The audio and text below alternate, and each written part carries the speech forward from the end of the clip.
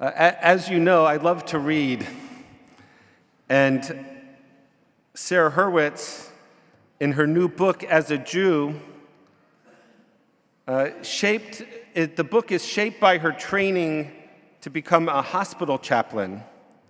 She reflects on life and death and their thinnest boundary. Recently, on Dan Siener's podcast, Call Me Back, that's another plug, by the way, for November 4th, she observed that North American culture is obsessed with running from death. Modern society, she said, is so repulsed and disgusted by death, dying, grief, illness, and aging. Hospitals freak us out. Dead bodies give us the creeps.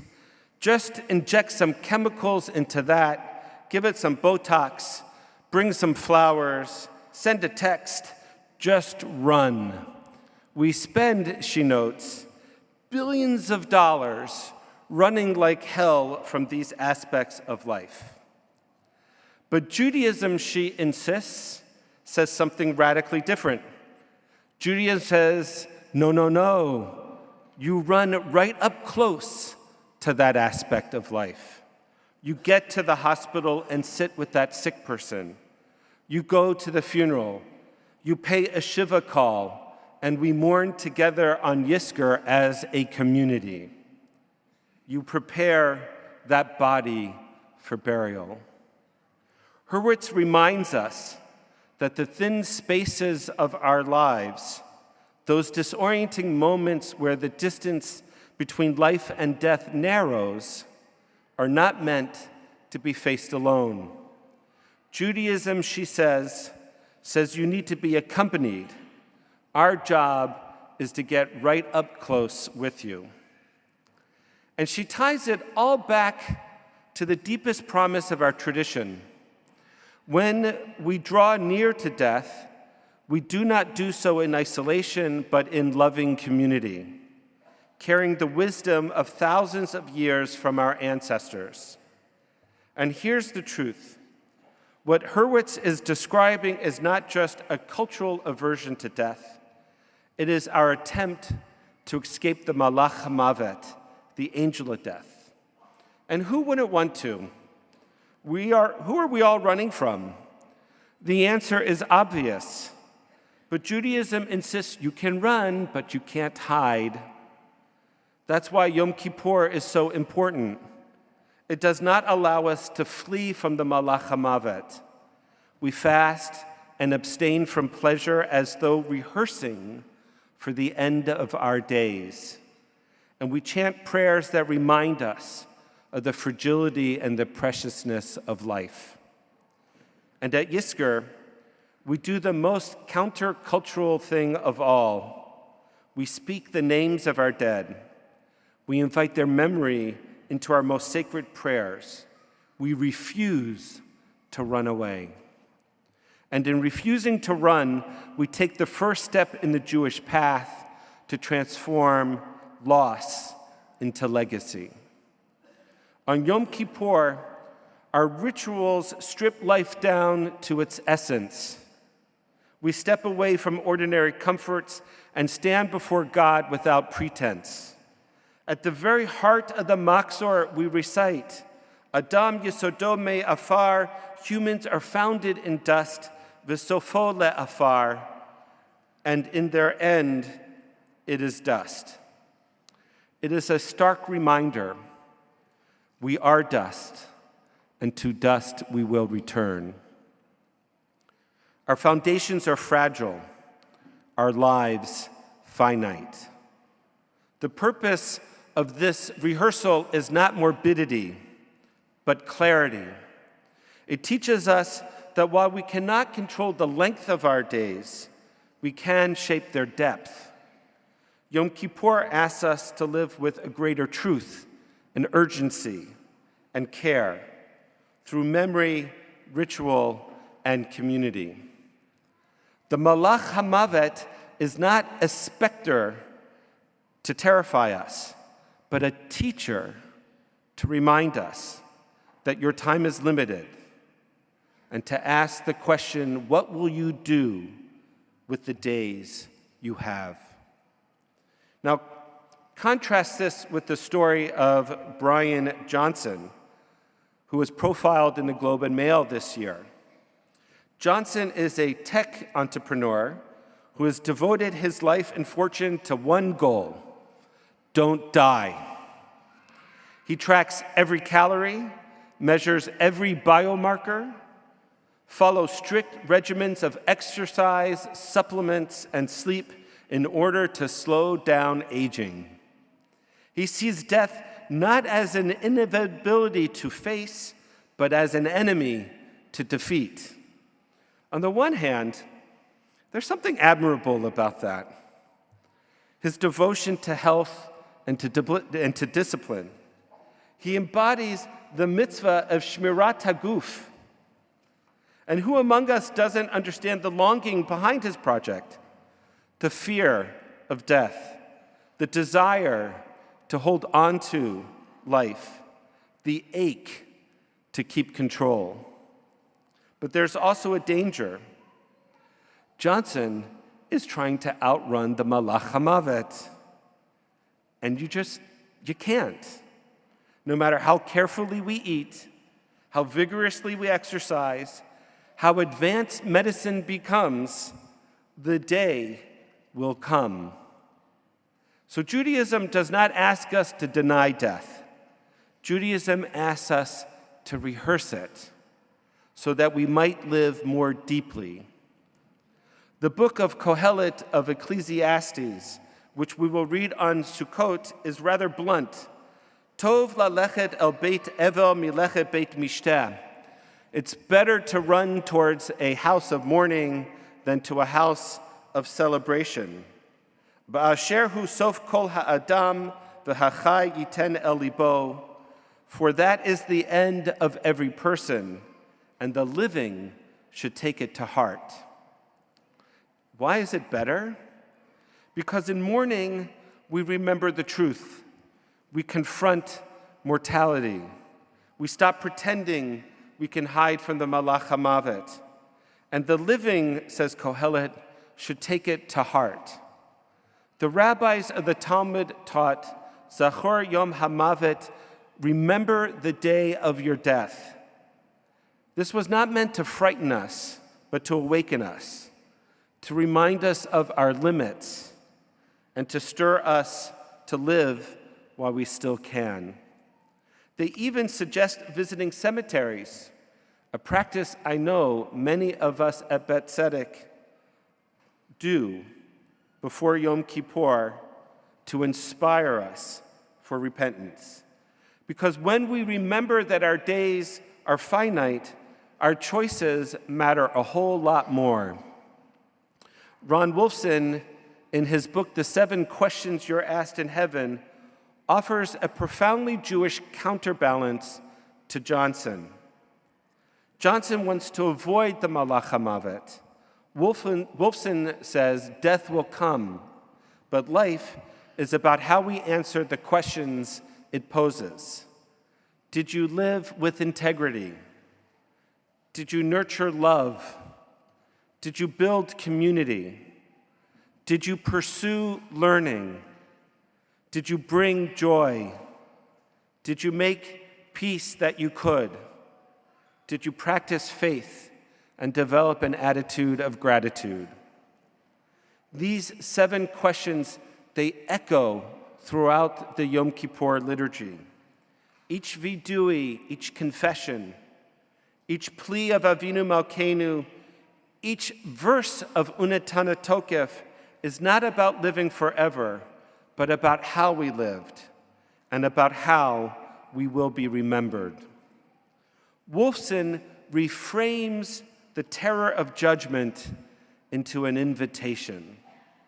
The judgment is not meant to condemn, but to ask, what story will our lives tell?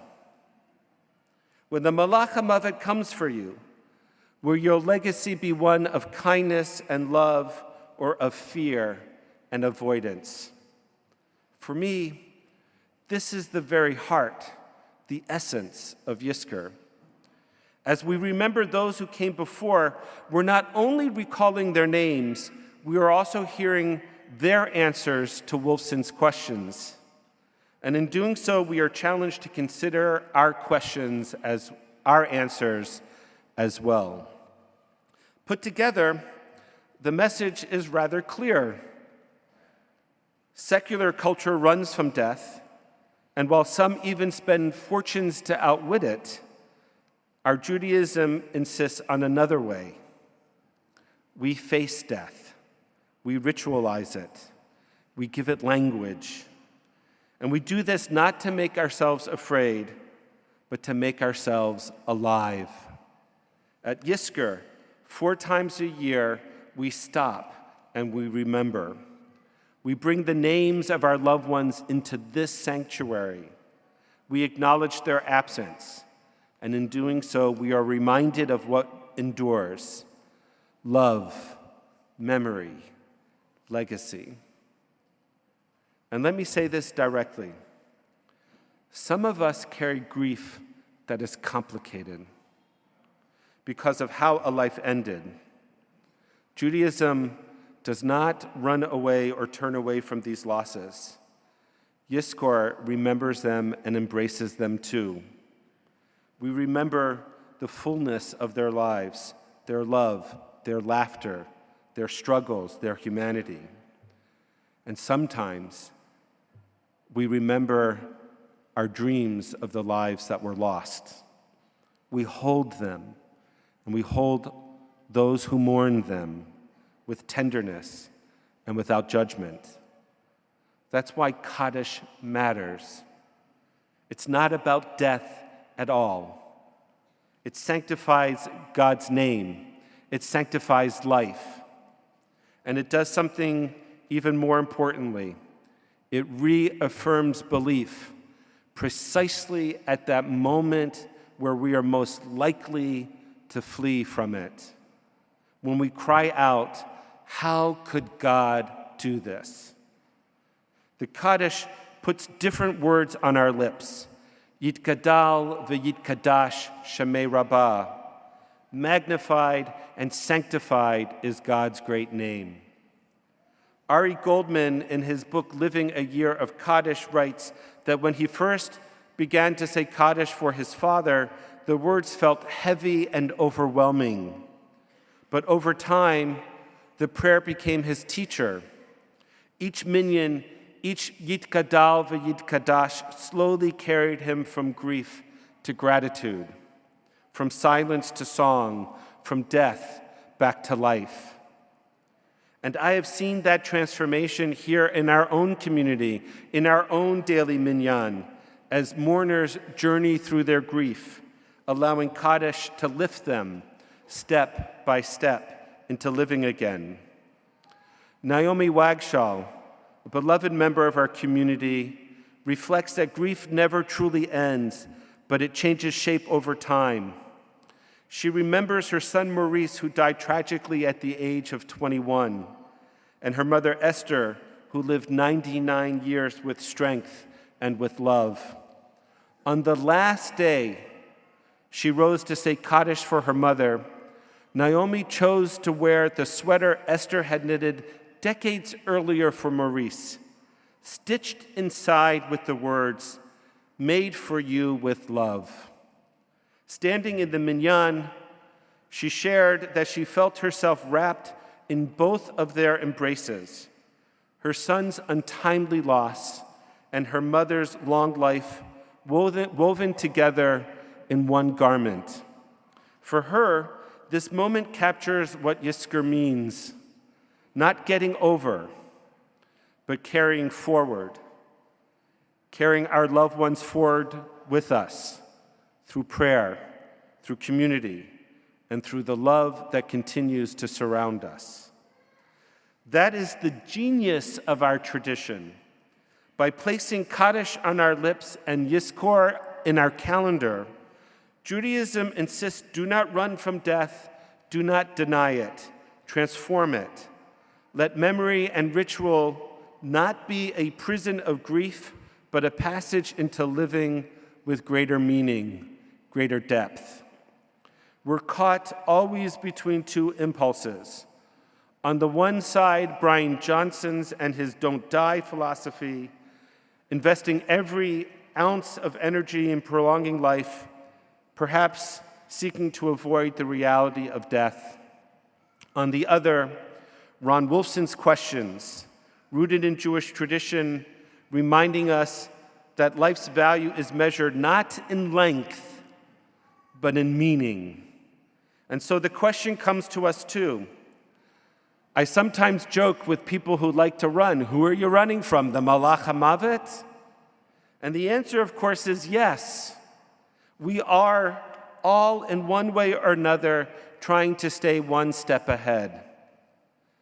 But our tradition reminds us that you can't outrun the angel of death. You can only face him. And in doing so, you can live more courageously. The challenge is balance. Care for your body, yes. Pursue health, yes. But do not confuse longevity with purpose. A long life is not necessarily a good life. A shorter life can be filled with blessing if it is lived with love and forgiveness and meaning. So ask yourself today, in this Yisker hour, who needs to hear words of forgiveness from me before it's too late? Who needs to hear words of love while I'm still here? What kindness have I been postponing, thinking that I have plenty of time? What can I do to live life more courageously? The Torah gives us the ultimate charge for this day. Ha'idoti bachem hayom et hashamayim ve'et haaretz. I call heaven and earth to witness against you this day. Ha'chayim v'hamavet natati lefanecha. I have set before you life and death, bracha uklala, blessing and curse. Laman tichiyeh ata v'zarecha, so that you and your children may live. Today, as we recite Yisker, we remember those who came before us and those who impacted our own. We carry their memories, their wisdom, their love, and we recommit ourselves not to outrun death, not to deny it, but to embrace life in its fullest, living life in the present. To choose life is to turn memory into meaning, to transform loss into legacy. We turn to Yisker in our booklets, page 9.